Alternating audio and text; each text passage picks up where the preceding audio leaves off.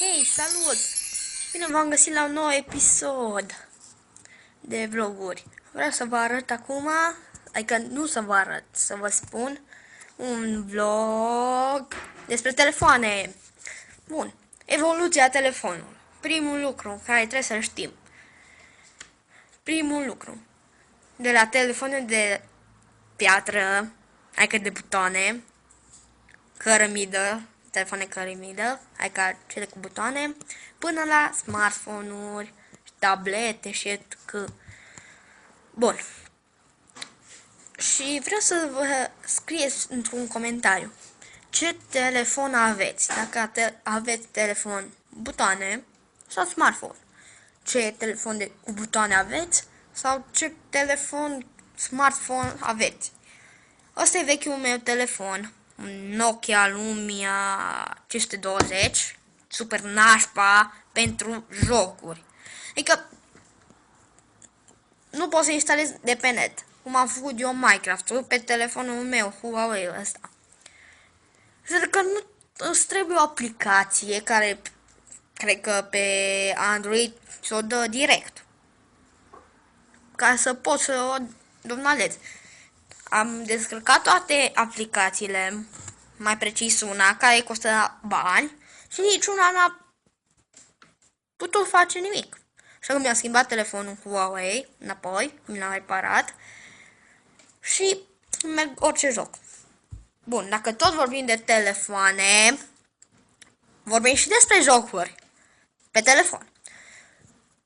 Ziceți-mi și mie printr-un comentariu ce jocuri faine aveți. Așa, pe 1, 2, 3, pe categorii. Bun, să vă zic, pe primul loc la jocuri de pe telefon este GTA San Andreas și GTA 3, care am avut cu hack. Asta foarte simplu de hackuit, adică cauți pe net Cleo Mod sau San Andreas hack sau GTA 3 hack, foarte simplu. Bun. Pe al doilea loc e Minecraft-ul. Pe al treilea loc Traffic Rider, un joc foarte fain, grafică excelentă, vă recomand. Pe al patrulea loc, un joc care mi l-am instalat astăzi, este un joc în care este vorba despre un băiat care vrea să facă vloguri și cu cât îl agradezi camera lui și spui la alții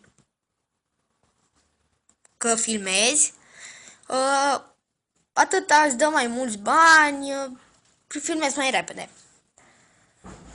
Pe al cincilea loc, tot un joc cu party. Joc cu party.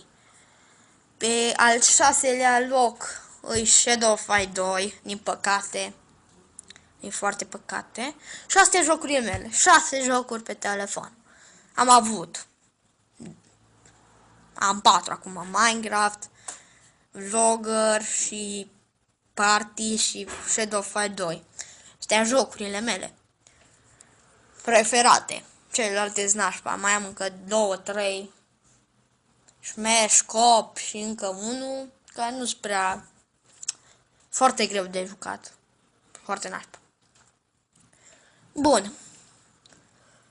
Ce am vrut să vă zic că telefoanele mai nou, acelea Samsung, îs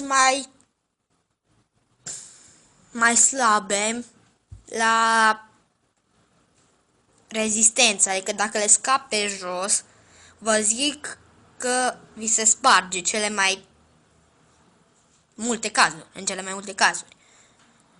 Dacă vă luați un telefon acesta, sau cum am eu, nu se sparge, vă zic eu.